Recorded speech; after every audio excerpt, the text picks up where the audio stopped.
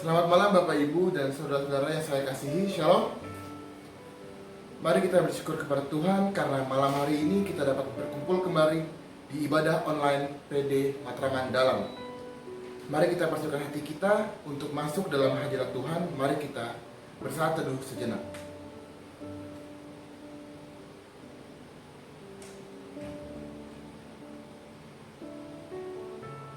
Amin.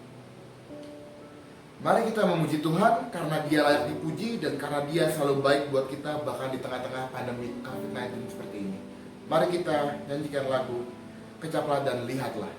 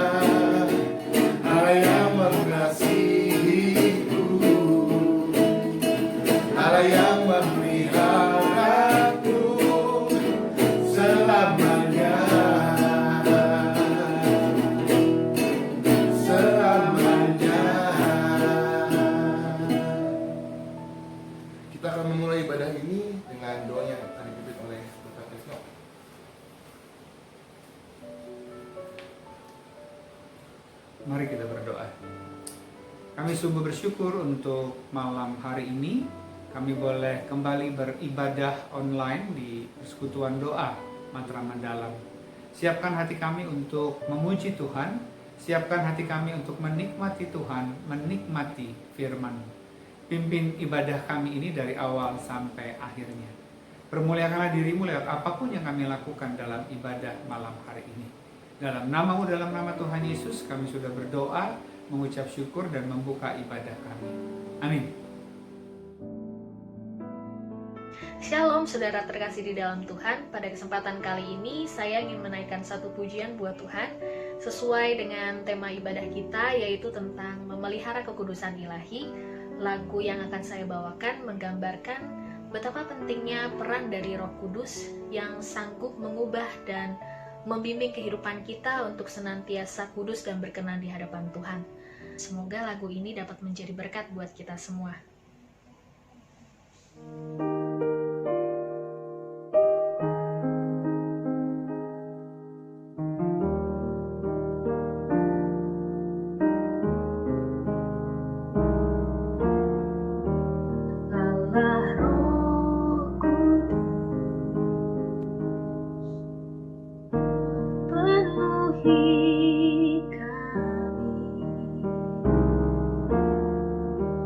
Ku rindu kau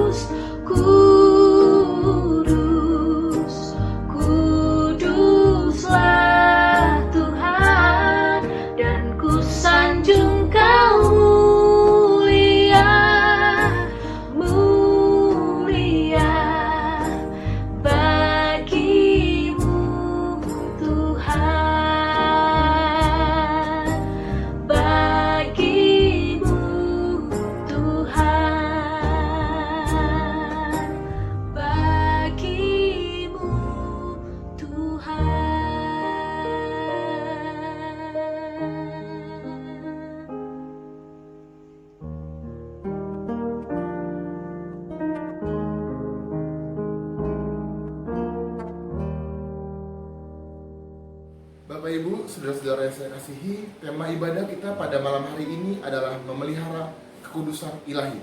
Firman Tuhan akan disampaikan oleh Bapak Presno Saragi, dan kita akan meminta Tuhan menyelidiki diri kita masing-masing. Apakah kita sudah memelihara kekudusan sebagai anak-anak Tuhan? Firman Tuhan akan menuntun kita untuk memelihara kekudusan ilahi. Mari kita mempersiapkan hati kita dengan menyanyikan pujian Selidiki Aku.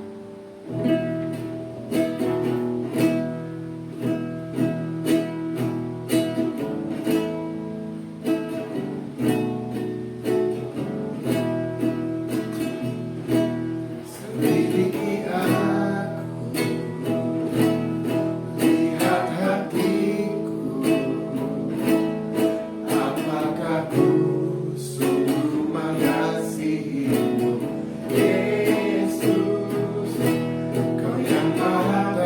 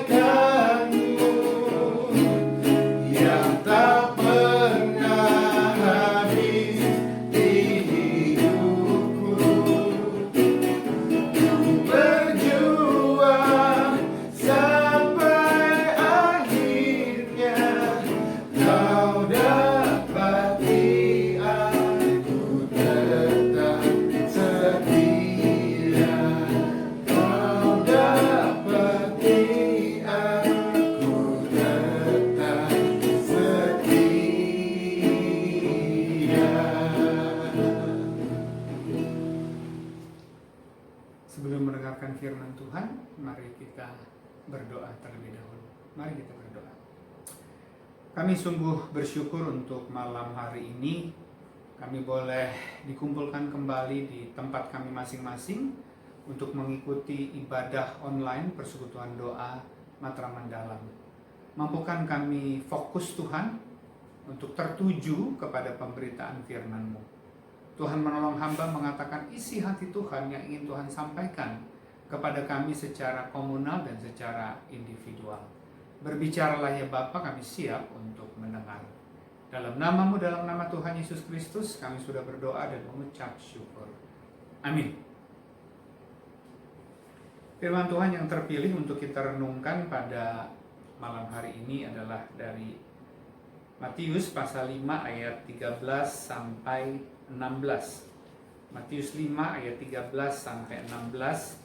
Demikian firman Tuhan. Garam dunia dan terang dunia. Kamu adalah garam dunia. Jika garam itu menjadi tawar, dengan apakah ia diasinkan? Tidak ada lagi gunanya selain dibuang dan diinjak orang. Kamu adalah terang dunia. Kota yang terletak di atas gunung tidak mungkin tersembunyi. Lagi pula orang tidak menyalakan pelita lalu meletakkannya di bawah gantang, melainkan di atas kaki dian sehingga menerangi semua orang di dalam rumah itu. Demikianlah hendaknya terangmu bercahaya di depan orang, supaya mereka melihat perbuatanmu yang baik dan memuliakan Bapamu yang di sorga. Kemudian 1 Petrus 1 ayat 13 sampai 16. 1 Petrus 1 ayat 13 sampai 16. Demikian firman Tuhan. Sebab itu siapkanlah akal budimu, waspadalah dan letakkanlah pengharapanmu seluruhnya atas kasih karunia yang dianugerahkan kepadamu pada waktu penyataan Yesus Kristus. Hiduplah sebagai anak-anak yang taat dan jangan turuti hawa nafsu yang menguasai kamu pada waktu kebodohanmu. Tetapi hendaklah kamu menjadi kudus di dalam seluruh hidupmu, sama seperti Dia yang kudus yang telah memanggil kamu. Sebab ada tertulis, kuduslah kamu sebab aku kudus. Sedemikian jauh pembacaan firman Tuhan. Yang berbahagia adalah setiap kita yang mendengar firman Tuhan dan memeliharanya dalam kehidupannya sehari-hari. Saudara yang dikasihi oleh Yesus Kristus Tuhan, beberapa tahun yang lalu ada 2 orang majelis gereja ya dari sebuah gereja di Jakarta yang sedang mengadakan karya wisata ke daerah Jogja. Lalu mereka berdua naik sebuah becak. Kedua majelis ini badannya cukup besar, gemuk, ya, dan berat pastinya. Lalu tukang beca itu ya membawa beca mengelilingi kota Jogja. Sampai satu ketika mereka ada di jalanan yang tanjakan. Lalu sepertinya tukang beca itu kesulitan mengayuh becanya. Tiba-tiba salah seorang majelis itu turun dari beca itu dan membantu mendorong dari belakang. Lalu tiba-tiba tukang beca berkata kepada majelis itu, "Bapak orang Kristen ya?" Lalu majelis menjawab, "Oh Bapak tahu?" Lalu tukang beca ini mengatakan, "Karena yang saya tahu orang Kristen itu suka menolong." Ya, kisah ini memberikan sukacita bagi kita kalau kemudian kekristenan dikaitkan dengan perbuatan baik seperti menolong dan sebagainya dan sebagainya. Pada tahun 1970-an ada sebuah film yang diputar di bioskop-bioskop di Indonesia, judulnya The Cross and the Switchblade. The Cross and the Switchblade yang dibintangi oleh Eric Estrada. Film ini adalah tentang kisah sejati, true story, dari seorang yang bernama Nicky Cruz, seorang pemimpin gangster yang ditakuti di kota New York. Nama gengnya Mouse Mau. Lalu Nicky Cruz waktu itu ya dilayani oleh seorang pendeta yang bernama pendeta David Wilkerson. Dan kemudian dia bertobat menerima Yesus sebagai Tuhan dan Juru Selamatnya secara pribadi. Seorang yang hidup di dalam kejahatan, terlibat narkoba, suka merampok, membunuh dan sebagainya, kemudian berjumpa dengan Kristus dan diubahkan. Dia mulai meninggalkan narkoba dan kejahatan lainnya, free sex dan seterusnya. Ketika berjumpa dengan Tuhan, terjadi perubahan di dalam hidupnya. Kehidupannya kemudian menjadi garam dan terang bagi orang-orang di sekitarnya. Sampai akhirnya Nicky Cruz juga menjadi pemberita Injil Tuhan. Tema kita dalam ibadah persekutuan doa Matraman Dalam pada malam hari ini adalah memelihara kekudusan ilahi. Memelihara kekudusan ilahi. Waktu Matius pasal 5 ini ditulis, di zaman itu ada 5 kelompok orang Yahudi. Jadi orang-orang Yahudi juga terbagi dalam beberapa kelompok, yaitu 5 kelompok.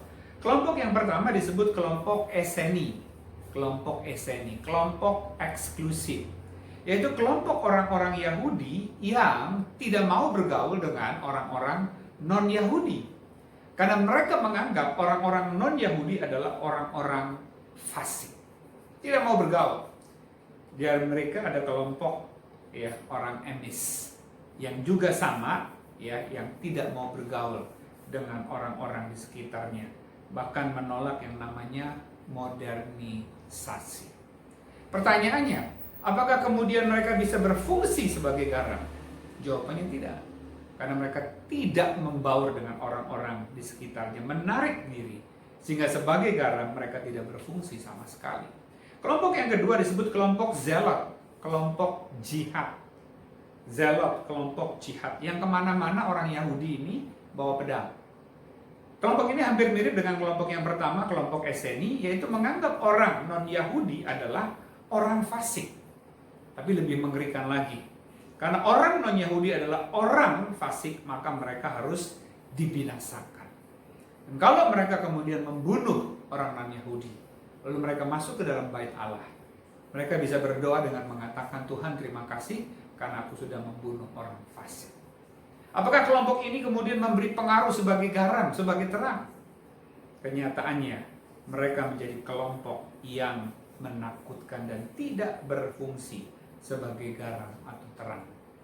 Saya ingat waktu saya di SMA di Jakarta, ada kelompok geng, katakanlah begitu, anak-anak SMA menyebut dirinya sebagai geng Israel yang isinya orang-orang Kristiani. Mereka sangat ditakuti di SMA saya. Ketika saya sudah jadi alumnus lalu mengikuti persekutuan doa di sekolah saya SMA 1 Budi Utomo, tiba-tiba waktu saya duduk, saya mencium kayak bau minuman keras begitu. Begitu saya nengok ke belakang, oh ada geng Israel yang ikut persekutuan. Tidak memberi pengaruh positif, yang ada justru mereka menakutkan bagi orang-orang di sekitar. Kelompok yang ketiga adalah kelompok Farisi. Disebut juga sebagai kelompok menara gading. Di luar nampak indah, di dalamnya busuk. Seperti kuburan yang dilapisi dengan kapur berwarna putih, tapi di dalamnya isinya tulang belulang. Kelompok inilah kelompok yang sibuk menambah-nambah Taurat. Kelompok orang Yahudi yang sibuk menambah-nambah Taurat. Sehingga waktu saya kuliah di persekutuan kampus, di mana saya kuliah, ada kelompok orang Kristen yang kemudian mengatakan baca Quran pun harus doa dulu supaya tidak jatuh dalam dosa. Lalu mereka juga mengatakan anak-anak Tuhan gak boleh nonton bioskop, gak boleh pakai celana jeans yang perempuan. Lalu ada ketawa kudus, ada ketawa tidak kudus. Jadi kalau ketawanya begini nih, hai gitu itu ketawa tidak kudus, itu ketawanya orang Ambon. Yang kudus itu ketawanya gini, gitu Menambah-nambah hukum Taurat yang ada juga justru kelompok ini dianggap sebagai kelompok yang aneh. Orang tidak berani bergaul dengan kelompok yang seperti ini. Kelompok yang keempat yaitu kelompok orang Yahudi disebut kelompok Saduki, kelompok yang kompromi. Ibadah yes, dosa yes. Ibadah tekun, dosa jalan terus. Ya. Itu kali saya pelayanan di Pamar di Siwi, ini pusat rehabilitasi khusus untuk mereka yang terlibat narkoba. Ini punyanya Polda Metro Jaya. Saya akan menyampaikan firman Tuhan di situ. Lalu kemudian diajak oleh pengurus bertemu dengan orang-orang yang menjadi penghuni panti ini. Lalu saya diperkenalkan dengan seorang pemuda yang terlibat narkoba juga, karena di sana pusat rehabilitasi untuk mereka yang terlibat narkoba. Dan pemuda ini katanya mantan ketua pemuda gereja, dari gereja yang cukup oke.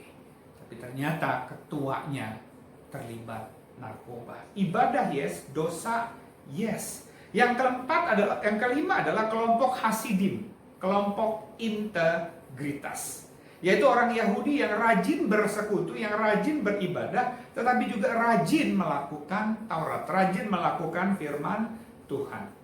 Ibadah yes, hidup kudus yes. Mereka adalah kelompok orang yang penuh dengan integritas. Pertanyaannya, Bapak Ibu serta saudara kasih di dalam kasih Tuhan Yesus Kristus, apa itu integritas? Ada beberapa definisi. Yang pertama, integritas artinya perkataan dan perbuatan sama. Kita ngajarin orang untuk setia baca firman, kita juga melakukannya.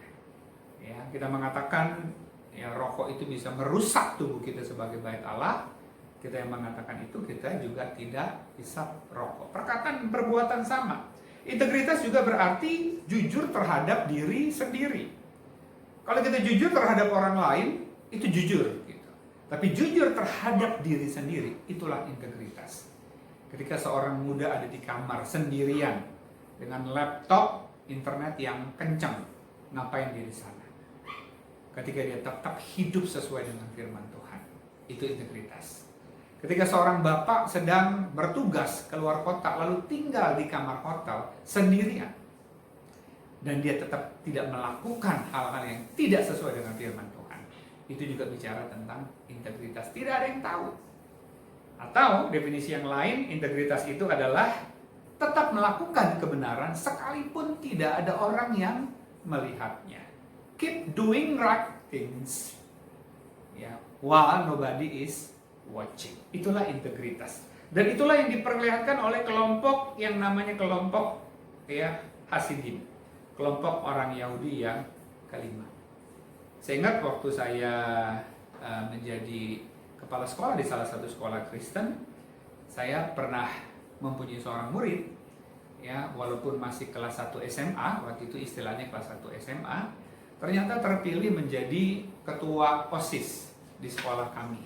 Persisnya di SMA IPK Tomang. Biasanya yang ketua OSIS itu kelas 2 begitu, atau sekarang kelas 11. Tapi ternyata teman-temannya memilih dia. Anak ini adalah anak yang bertanggung jawab dalam kehidupannya sehari-hari, anak yang melayani, main musik di persekutuan siswa, menjadi WL worship leader, tapi kehidupan sehari-harinya menjadi contoh, jadi teladan yang baik begitu. Sehingga saya restui dia menjadi ketua OSIS, yang melantik dia menjadi ketua OSIS. Berapa tahun yang lalu saya ketemu lagi dengan mantan murid saya ini ketika sedang mengikuti sebuah seminar. Waktu saya bicara dengan dia, ternyata dia kuliah di Amerika dan kemudian bekerja di Amerika, tapi Tuhan terus memanggil dia untuk menjadi hambanya. Dan ketika hal itu disampaikannya kepada papanya yang juga seorang pendeta, papanya pada mulanya tidak setuju. Padahal papanya pendeta. Tapi dia mengatakan, "Pak, suara itu terus keras. Saya merasakan Tuhan memanggil saya untuk menjadi hambanya." Dan akhirnya papanya menyetujui. Dan sekarang dia menjadi seorang pendeta, dia kembali ke Indonesia, lalu dia kuliah, ambil S2 di sebuah seminari, sekolah teologi. Hidupnya menjadi berkat bagi lingkungan di sekitarnya, penuh dengan integritas. Bapak Ibu serta saudara yang kasih dalam kasih Tuhan Yesus Kristus, salah satu identitas utama sebagai garam atau terang dunia adalah bicara tentang kekudusan. kita adalah garam, kita adalah terang dunia, maka kekudusan itu harusnya memancar dalam hidup kita. Kita menjadi orang-orang yang kudus. Tadi kita baca 1 Petrus 1 ayat 16. Ya, ini mirip bunyinya dengan Imamat 11 ayat 45. Jadilah kudus sebab aku ini kudus. Kuduslah kamu karena aku kudus. Kita adalah orang kudus yang berbeda dengan dunia yang berdosa. Dulunya kita semua ya sama dengan dunia ini, yaitu sebagai orang-orang yang harus dimurkai oleh Allah. Oleh karena kita adalah orang berdosa, melawan Allah. Ini terjadi sejak Hawa dan Adam jatuh ke dalam dosa. Waktu mereka jatuh ke dalam dosa di Taman Eden, ya mereka mati secara rohani. Dalam pemahaman yang lain, mati secara rohani artinya terpisah dari Allah. Terpisah dari dirinya sendiri dan juga terpisah dari sesamanya. Pascal, seorang ahli fisika, seorang filosof Yunani yang terkenal pernah berkata bahwa di dalam hati manusia terdapat kekosongan yang sebesar Allah, terdapat lubang yang sebesar Allah yang tidak dapat diisi oleh apapun juga. Ya, hasil ciptaan Allah. Tetap ada kekosongan. Dan kekosongan itu sebesar Allah sehingga hanya Allah di dalam kasih Yesus Kristus yang bisa memenuhi kekosongan itu, memenuhi lubang itu. Sehingga penuh dan kita merasakan contentment, kepuasan di dalam hidup ini. Ada 7 orang terkaya di Amerika Serikat pada tahun 1800-an, mereka kumpul di salah satu hotel di Amerika. 25 tahun kemudian diselidiki kehidupan mereka seperti apa. Ini orang-orang terkaya di sana, begitu. Begitu 25 tahun kemudian dilihat, ya menyedihkan. Ada yang kemudian mati bangkrut, ada yang mati kesepian, ada 3 orang mati bunuh diri. Harta ternyata tidak memberikan kepuasan, ketenangan, atau masa depan yang cerah. Nick Vujicic, ya, Nick Vujicic yang tingginya ya mungkin cuma beberapa senti begitu, tidak ada tangan, tidak ada kaki. Lalu ketika dia satu kali di gereja dengar firman Tuhan yang mengatakan you were created in the image of God, lalu dia berkata, saya ini gambar Allah, kok seperti ini, cacat. Yang berikutnya dia coba bunuh diri, ya, menceburkan dirinya ke kolam, menggelindingkan dirinya dan sebagainya. Tetapi Tuhan masih menolong dia sampai akhirnya dia terima Yesus sebagai Tuhan dan Juru Selamatnya secara pribadi. Dan sejak itu Tuhan mengubah hidupnya. Bahkan Nick sampai hari ini menjadi berkat di banyak tempat, di banyak negara untuk kemuliaan nama Tuhan. Ketika berjumpa dengan Kristus kita mengalami transformasi. Ya, bahasa Alkitabnya metanoia. Metanoia atau transformasi artinya perubahan ke satu arah, ke arah Kristus. Perubahan ke satu arah, ke arah Kristus. To be Christ-like, menjadi serupa dengan Kristus. Kemudian kita juga disebut sebagai gereja. Kita adalah gereja. Ya, bahasa Yunaninya adalah ekklesia. Yang artinya yang terpanggil keluar untuk bersaksi. Yang tidak serupa dengan dunia ini. Lalu kudus, kata kudus dalam bahasa Ibraninya yaitu kados. Kados. Artinya terpisah, dipisahkan untuk hidup bagi Allah.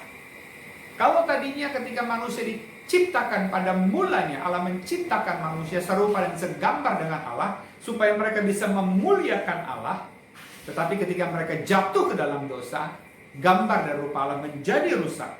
Akhirnya manusia hidup bagi dirinya sendiri, hidup bagi dunia ini, tidak hidup bagi Allah. Tetapi sejak seorang terima Yesus sebagai Tuhan dan Juru Selamatnya secara pribadi, dia kembali ya, seperti Adam dan Hawa mula-mula sebelum jatuh ke dalam dosa, yaitu hidup bagi Allah. Lebih lanjut, apa tantangan yang harus kita hadapi untuk hidup kudus? Waktu kita mau hidup kudus, apa tantangan yang harus kita sadari untuk kita hadapi? Yang pertama adalah dunia yang berdosa. Dunia yang mengagung-agungkan IBM. Katanya dengan IBM Manusia memiliki masa depan, manusia memiliki ketenangan. IBM, apa itu IBM? I-nya intellectuality, B-nya beauty, M-nya money. Kalau kita pintar, kalau kita cerdas, kalau kita brilian, kalau kita cantik, kalau kita ganteng, kalau kita berwibawa, kalau kita punya jabatan yang tinggi, kalau kita punya banyak uang, maka kita ya akan aman, sejahtera, damai dalam hidup ini. Dan kita tahu ya, beberapa bulan belakangan ini IBM tidak bisa menolong kita menghadapi pandemi COVID-19. Orang mengejar-ngejar IBM sehingga tidak peduli yang namanya dosa. Dosa dihalalkan untuk mencapai IBM. Dunia yang berdosa ini juga menawarkan apa yang namanya postmodernisme. Ya, bahwa kebenaran adalah sesuatu yang dipersepsikan. Di era posmo ini tidak ada kebenaran yang mutlak. Ya, mereka tidak percaya, dunia tidak percaya yang namanya kebenaran mutlak. Ketika firman Tuhan mengatakan Yesus adalah satu-satunya jalan keselamatan, percaya dia pasti selamat. Maka banyak orang mengatakan kekristenan adalah agama yang paling tidak toleran. Padahal yang mengatakan itu adalah Tuhan Yesus sendiri. Lalu tawaran serba instan. Ada banyak orang yang pengen naik jabatan tinggi sesegera mungkin, instan, lalu sogok sana sogok sini. Gak pengen sekolah berlama-lama, beli rapot, beli ijazah dan sebagainya. Ini dunia berdosa yang kita hadapi waktu kita ingin hidup kudus. Yang kedua, daging, gigi ganti gigi, mata ganti mata, egoisme dan lain sebagainya. Kalau kita disakiti, maka kita akan ya berusaha menyakiti orang lain. Kalau saya difitnah, saya coba fitnah lagi orang lain. Itu tantangan yang ada dalam diri kita, kedagingan kita. Yang ketiga, demon, ya, iblis yang menawarkan kepandaian, kekuasaan, kedudukan, ya, dengan cara yang instan, hanya datang kepada iblis, maka dia berikan kepandaian, kekuasaan, kedudukan dan sebagainya. Satu kali saya mendengar khotbah dari pendeta Gilbert Lumendong, pengalaman pelayanannya khotbah di Kebaktian Kebangunan Rohani di Semarang. Ketika selesai khotbah, lalu dia challenge orang, dia tantang orang, dia ajak orang untuk bertobat, ya, berdiri, ya, mengangkat tangan, menerima Yesus sebagai Tuhan dan Juru Selamat. Dan ketika dia mulai mendoakan, tiba-tiba dia kaget. Ada seorang anak laki-laki usia SMA, katakanlah begitu, ya, matanya melotot ke arah dia dan merah. Ya, lalu pendeta Gilbert mengatakan, setelah ini saya mau ngobrol dengan Anda. Dan waktu diajak bicara, ternyata anak SMA ini punya seorang dukun, seorang guru, seorang perempuan yang usianya hampir 100 tahun. Lalu remaja ini bisa membalikkan mobil, ya, kata dia, dengan menggerakkan matanya. Maka dia bisa mengetahui soal ulangan, soal ujian yang diberikan oleh gurunya, ya, sebelum ujian itu berlangsung. Ya, sehingga anak ini memiliki ranking yang baik di sekolahnya, bahkan di kotanya, di Semarang. Akhirnya pendeta Gilbert janjian untuk ketemu dengan remaja ini. Sebelumnya dia doa. Dan begitu ketemu, katanya anak ini datang ketemu dia bukan jalan biasa, tapi terbang begitu kayak Superman. Lalu dia tangking dalam nama Yesus. Remaja ini jatuh. Gitu. Lalu dia layani, beritakan tentang Kristus oleh pendeta Gilbert, dan remaja ini menerima Yesus sebagai Tuhan dan Juru Selamatnya secara pribadi. Bapak, Ibu, serta saudara yang kekasih di dalam kasih Tuhan Yesus Kristus, dunia yang berdosa, kedagingan kita dan iblis, ya, menjadi tantangan yang serius waktu kita ingin hidup kudus. Lalu, bagaimana caranya untuk dapat hidup kudus? Bagaimana caranya untuk dapat hidup kudus? Ya, setelah kita menerima Yesus sebagai Tuhan dan Juru Selamat kita secara pribadi, dimulai dari sini. Ini starting point-nya, ini turning point-nya. Buka hati, terima Yesus sebagai Tuhan dan Juru Selamat kita secara pribadi. Sebelum Adam dan Hawa jatuh ke dalam dosa, mereka ada dalam posisi posse non picare, dapat tidak berbuat dosa. Artinya, kalau waktu itu Hawa mau menolak bujukan daripada iblis, harusnya dia bisa, karena dosa belum masuk. Tapi begitu Hawa dan Adam berbuat dosa, posisi mereka berubah menjadi non posse non picare, tidak dapat tidak berbuat dosa, menjadi budak dosa. Itulah yang terjadi dengan semua manusia yang lahir ke bumi ini. Tapi begitu seorang buka hati, terima Yesus sebagai Tuhan dan Juru Selamatnya, mengatakan Yesus engkau Tuhan dan Juru Selamat, sudah mati dan menebus dosaku, masuklah ke dalam hatiku. maka dia kembali kepada posisi Adam dan Hawa mula-mula, yaitu pose non picare, dapat tidak berbuat dosa. Sehingga hari ini ketika kita bicara tentang hidup kudus, harus dimulai dari sini, buka hati, terima Yesus. Kemudian yang berikut yang harus kita lakukan setelah kita terima Yesus waktu kita ingin hidup kudus, yang kita harus lakukan yang pertama adalah siapkanlah akal budimu. Ya, tadi kita baca 1 Petrus 1 ayat 13. Siapkanlah akal budimu, artinya mari kita gunakan akal budi kita supaya kita tidak jatuh di dalam dosa. Logisnya begini, kalau kita tidak ingin jatuh dalam dosa nyontek, belajarlah sebelum ulangan, bahkan jauh-jauh hari sebelum ulangan. Lalu waktu ujian jangan duduk di belakang, duduklah di depan. Ya, dekat dengan guru atau dosen, kalau perlu di pangku gitu.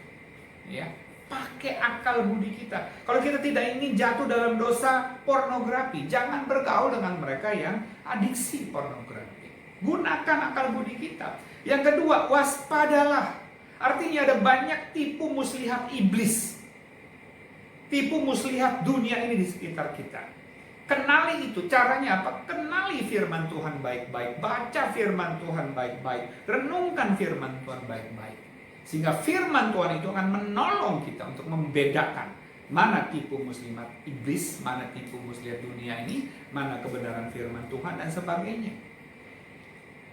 LGBT mengatakan, kelompok ini, kelompok LGBT mengatakan hubungan laki dengan laki-laki, hubungan cinta perempuan dengan perempuan, hubungan seksual dan sebagainya itu bukan sesuatu yang salah.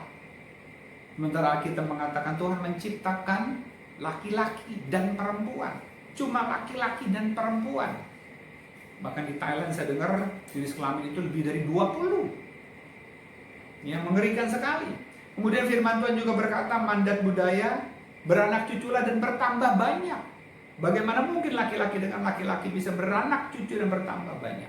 Bagaimana mungkin perempuan dengan perempuan bisa berkembang biak?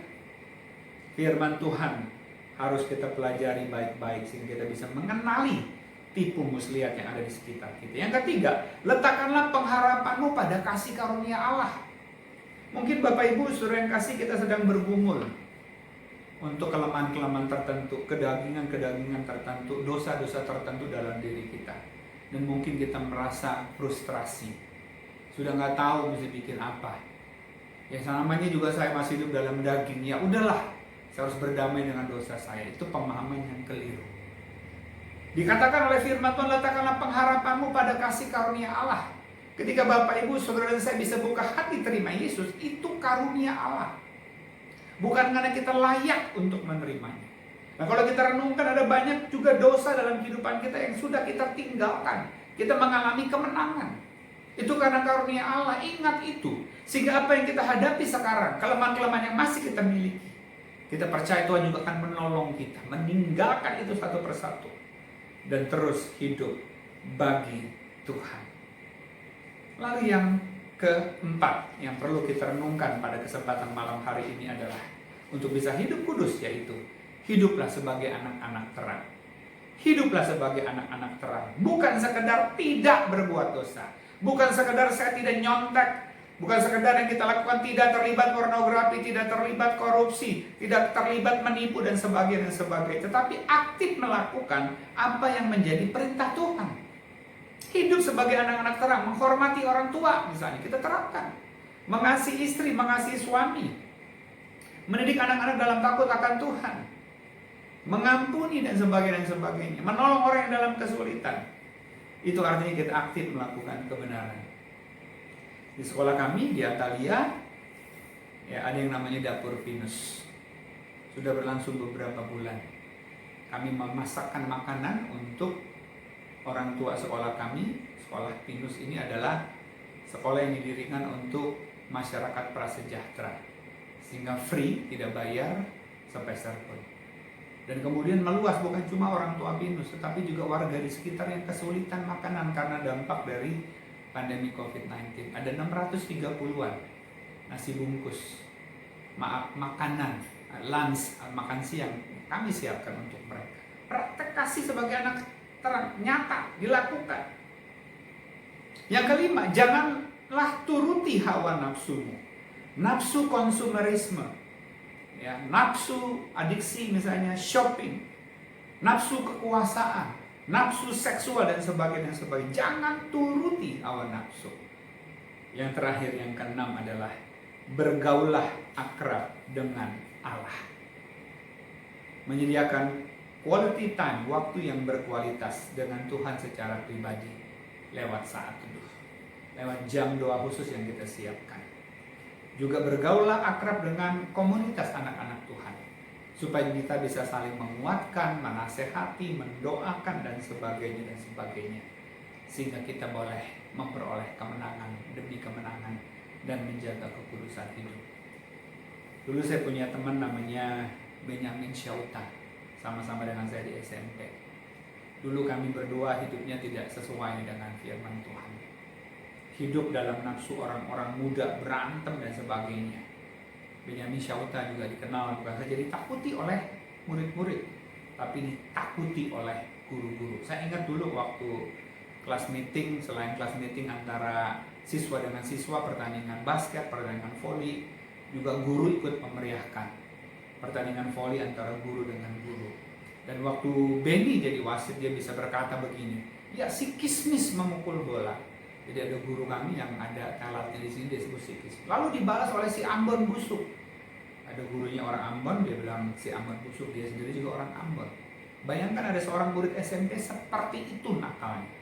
Tetapi kemudian dia bertobat terima Yesus dan bertumbuh di persekutuan doa Matraman Dalam. Kemudian tamat SMA di Sekolah Teologi di STT Jakarta dan sekarang menjadi pendeta Benny Syauta. Jemaat yang dikasihi oleh Yesus Kristus Tuhan, akhirnya maukah kita hidup mengasihi Tuhan dengan cara memelihara kekudusan ilahi sebagai garam dan terang, supaya kita makin serupa dengan Kristus. Dan waktu kita bertindak sebagai garam dan terang, Bapa kita yang di surga dipermuliakan. Dan kuasa dalam diri kita bukan saja kuasa untuk menghadapi maut, karena Tuhan mengatakan, hai maut, di manakah sangatmu? Kepastian keselamatan menjadi milik kita, surga menantikan kita kalau kita dipanggil Tuhan pulang. Yang kedua, juga kita punya kuasa untuk berkata tidak kepada dosa dan ya pada kehendak Tuhan. Apa respons Bapak Ibu, Saudara yang kasih terhadap firman Tuhan ini? Semuanya saya kembalikan kepada kita semua. Mari kita tundukkan kepala.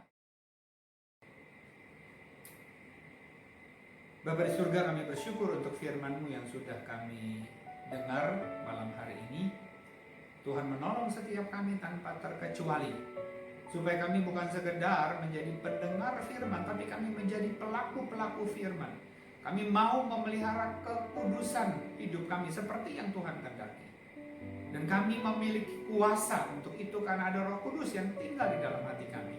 Kalau ada di antara kami yang saat sekarang sempat frustrasi menghadapi kelemahan-kelemahan tertentu, tapi kami percaya setelah kami mendengarkan firman Tuhan, kami bangkit dan akan menang bersama-sama dengan Engkau ya Tuhan. Tuhan tolong kami.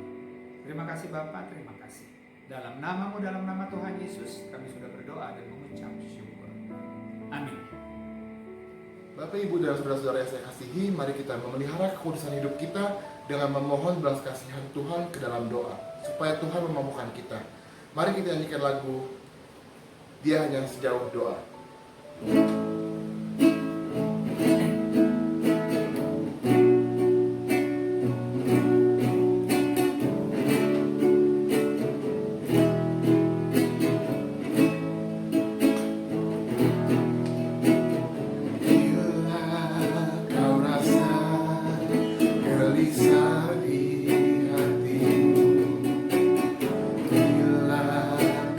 Kamu tak menentu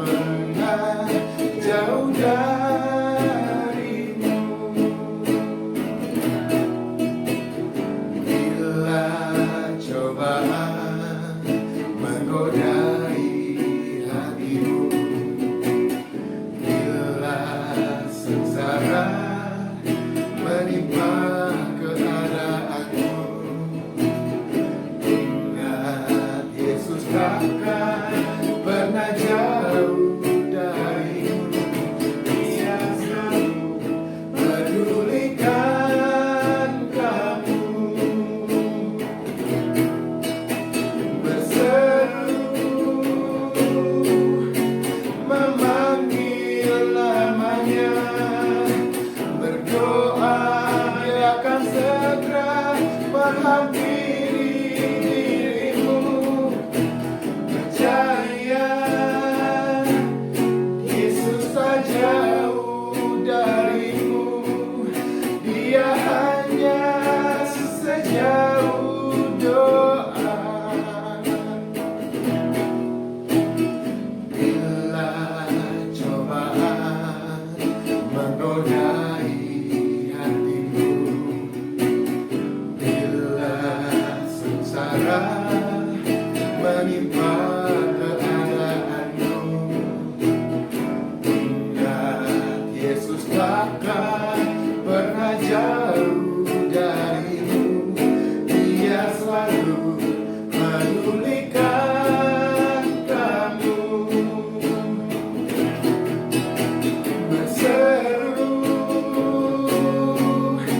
memanggil namanya, berdoa Dia akan segera menghampiri dirimu.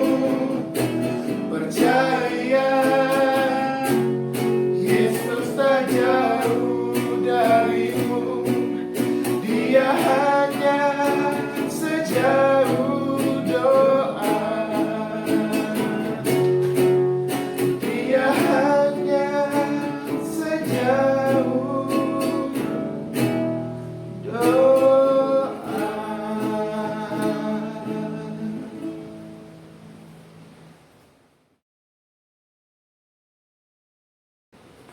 Mari kita berdoa. Kami bersyukur ya Tuhan, pujian ini Engkau mengingatkan kami bahwa Engkau hanya sejauh doa.